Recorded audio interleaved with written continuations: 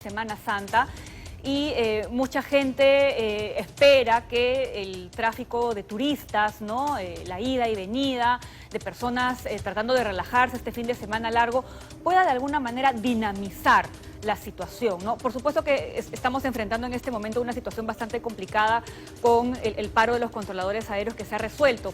Pero ¿tú cómo ves esta situación? ¿Crees que estos días en donde va a haber un mayor flujo de turistas y personas viajando y consumiendo y yendo a lugares, a hoteles, a restaurantes, va a ser beneficioso? ¿Cómo estás, Pamela? Antes que nada, gracias por la invitación. Debería ser, ¿no? Pero lo que hemos visto esta mañana, lamentablemente, es que este paro de los controladores aéreos, del cual el Ministerio de Transportes y Comunicaciones tenía conocimiento y había autorizado en una fecha tan importante como el inicio de la Semana Santa, lo que hace es ir en contra de esa tendencia natural, que sería que un fin de semana largo pueda contribuir al turismo interno, con el bajo nivel de los casos de COVID-19 que tenemos en este momento.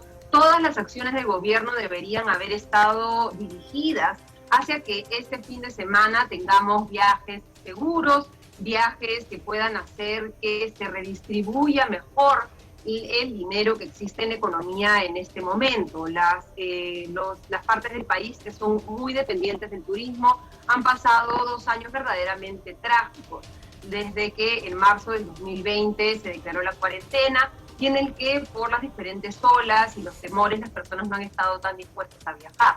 Esta era una oportunidad importantísima que esperemos no se haya perdido. Vamos a tener que esperar a cuáles son las cifras del Ministerio de Turismo, de Comercio Exterior y Turismo, luego de este fin de semana, pero no pinta bien, lamentablemente, por el inicio del mismo, en el que hemos visto muchos vuelos cancelados esta mañana a ciudades, por ejemplo, como Cusco, que son altamente dependientes del turismo.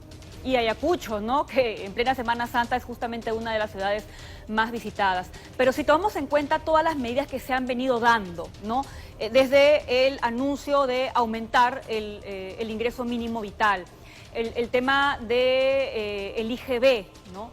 Este otro tema que también todavía se está discutiendo en el Congreso de la República, que es el de recuperar, ¿no? Por sexta vez un monto del fondo de las AFPs. ¿Qué panorama, a qué panorama nos estamos enfrentando en el corto y mediano plazo? Lamentablemente, Pamela, lo que estamos viendo es que en este momento tenemos 2 problemas principales en la economía peruana. Uno es la fortísima inflación, que después de una inflación con factores internacionales, pero también con una contribución local, luego de la fuerte alza del tipo de cambio al cierre del 2021, no tuvimos un tiempo para que los precios bajaran antes de que se diera una nueva crisis internacional que felizmente en este momento nos encuentra con un tipo de cambio a niveles del comienzo del año pasado.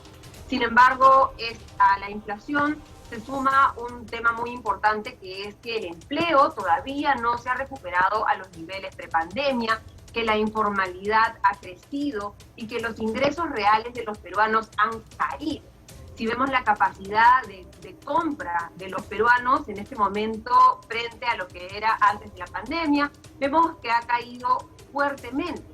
A esto se aúna que los precios están subiendo y por lo tanto los peruanos están viendo dificultades para afrontar el incremento de los precios. Esto se da normalmente luego de las crisis, pero depende en qué circunstancias nos agarra la inflación, y nos está agarrando lamentablemente en la peor de las circunstancias, en la que la economía peruana a nivel agregado, el PBI, estas cifras oficiales muestran que ya estamos a niveles prepandemia, pero que el empleo total, los ingresos no se han recuperado y no vemos desde el gobierno una estrategia para ayudar a eso. Entonces, tenemos que tomar decisiones económicas en base a estos 2 principios fundamentales. ¿Qué va a hacer con el empleo y qué va a generar para la inflación? Retiros, por ejemplo, de los fondos de pensiones que van a sumar decenas de miles de soles a la economía. Calcula la Superintendencia de Banca, Seguros y AFP más de 27.000 millones de soles que entrarían a la economía, que saldrían de los fondos de pensiones. Contribuirían a la inflación, porque recordemos que mientras más demanda hay, más suben los precios. Tenemos también un incremento de la remuneración mínima vital que va a favorecer efectivamente a algunas familias cuyos ingresos dependen de la remuneración mínima vital, pero también va a afectar a otras que dependen de cómo le va a su microempresa o a su pequeña empresa, que ve de un día para el otro, a partir del 1 de mayo, sus costos laborales incrementarse fuertemente y el riesgo de que se incremente aún más la informalidad. Y en el caso del IGB a los alimentos, como bien ya han advertido muchos desde el sector privado, desde los propios productores, la forma en la que se ha diseñado la norma, tanto la que diseñó el Congreso como la que ha diseñado finalmente el Ejecutivo y es la que se ha aprobado, no va a contribuir necesariamente a reducirse los precios. Entonces estamos generando un espacio en el que las personas tienen expectativas, que están esperando que a partir del 1 de mayo el pollo baje, el pan baje y el resto de precios que sean, de productos, perdón, que se han generado el IGB, y esto no necesariamente va a pasar. ¿Qué va a suceder cuando esas expectativas no se satisfagan? Seguimos generando problemas en lugar de soluciones. Bien, Alejandra, te agradecemos mucho y antes de terminar, hacerte la siguiente consulta. Es decir, si bien hay mucho de economía internacional aquí, de situación que depende de lo que viene pasando a nivel internacional, en realidad el gobierno ha podido tomar otras medidas para tratar de paliar esto que está afectando a toda la región.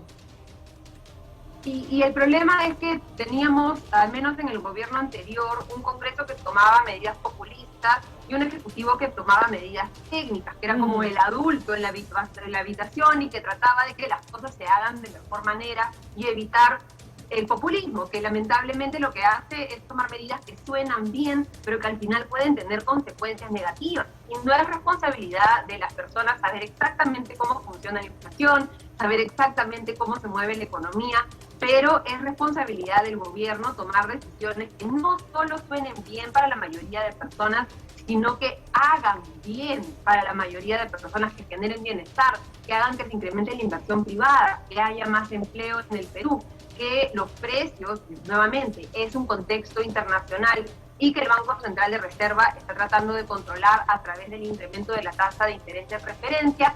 Se tomen también desde el Ejecutivo medidas que vayan alineadas a tratar de paliar esto. También creo que es un tema de manejo de expectativas, Pamela, en el que vemos que es un problema global, pero vemos líderes que le explican a sus ciudadanos lo que está sucediendo, lo que va a suceder, y eso no toma está medidas pasando. focalizadas y responsables, como por ejemplo podría ser, como si quieren muchos, un subsidio muy concentrado en esas familias que necesitan ayuda y no simplemente, como se está tomando en el caso de las exoneraciones tributarias, sacrificar los ingresos del Estado y por lo tanto la capacidad del Estado de cumplir su función para beneficiar, en el caso del IGB, más a los que más tienen y menos a los que menos tienen, porque recordemos que la mayoría de personas de bajos ingresos en el país vive y compra en la informalidad y por lo tanto una reducción del IGB no necesariamente nos va a favorecer. No lo va a impactar. Bien, Alejandra, muchas gracias nuevamente por la información que nos das, por el análisis que haces y bueno, pendientes, ¿no? Esperando que justamente estos días de Semana Santa de alguna manera puedan ayudar también al bolsillo, sobre todo de aquellos que viven directamente del turismo. Gracias nuevamente y vamos a continuar.